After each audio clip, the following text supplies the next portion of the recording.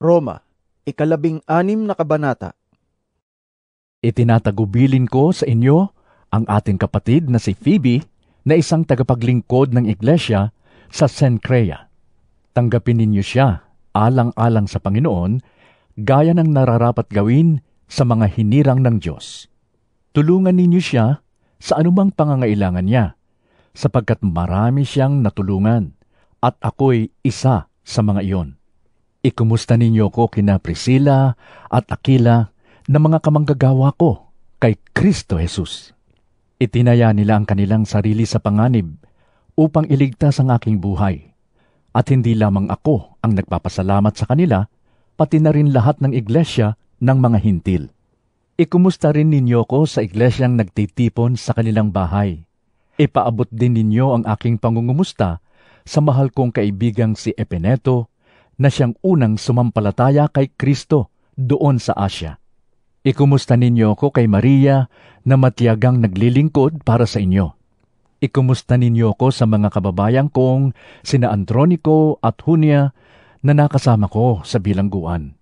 Sila'y kilala ng mga apostol at naunang naging Kristiyano kaysa sa akin.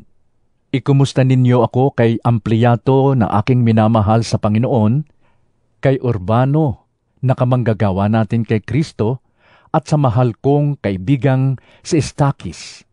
Ikumusta din ninyo ko kay Apeles na subok ang katapatan kay Kristo, sa pamilya ni Aristobulo, sa kababayan kong si Herodion, at sa mga kapatid sa Panginoon, sa sambahayan ni Narciso.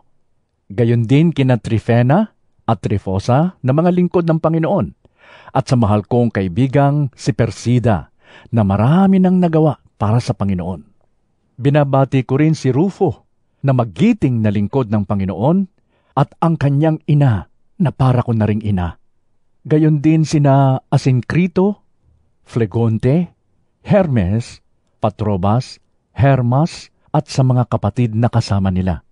Binabati ko rin sina Filologo, Julia, Nereo, at ang kanyang kapatid na babae.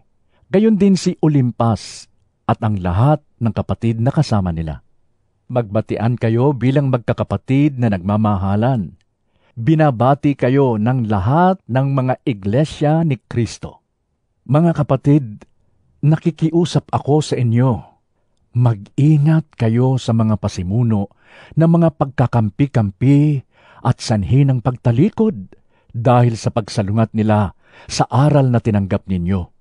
Iwasan ninyo sila. Ang mga taong gayon ay hindi naglilingkod kay Kristo na Panginoon natin, kundi sa pansariling hangarin.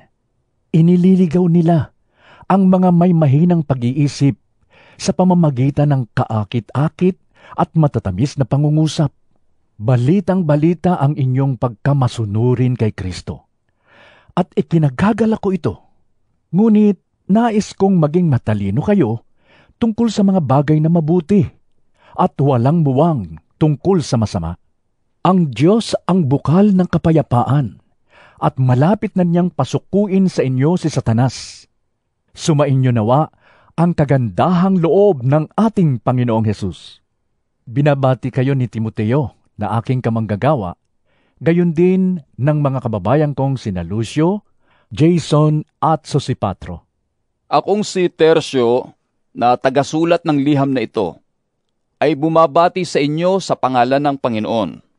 Kinukumusta kayo ni Gaius na tinutuluyan ko. Sa bahay niya nagtitipon ang buong iglesia. Kinukumusta rin kayo ni Erasto na ingat yaman ng lungsod at ng ating kapatid na si Quarto. Naway pagpalain kayong lahat ng ating Panginoong Hesukristo. Amen. Purihin ng Diyos na makapagpapalakas sa inyo sa pamamagitan ng magandang balita tungkol kay Hesukristo na ipinapangaral ko. Ang magandang balitang iyan ay isang hiwagang naitago sa loob ng mahabang panahon, subalit sa utos ng walang hanggang Diyos ay nahayag ngayon sa lahat ng bansa sa pamamagitan ng mga isinulat ng mga propeta upang ang lahat ay sumunod dahil sa kanilang pananampalataya sa Kanya. Sa iisang Diyos, na sa lahat ay ganap ang karunungan, sa Kanya iukol ang karangalan, magpakailanman, sa pamamagitan ni Hesukristo. Amen.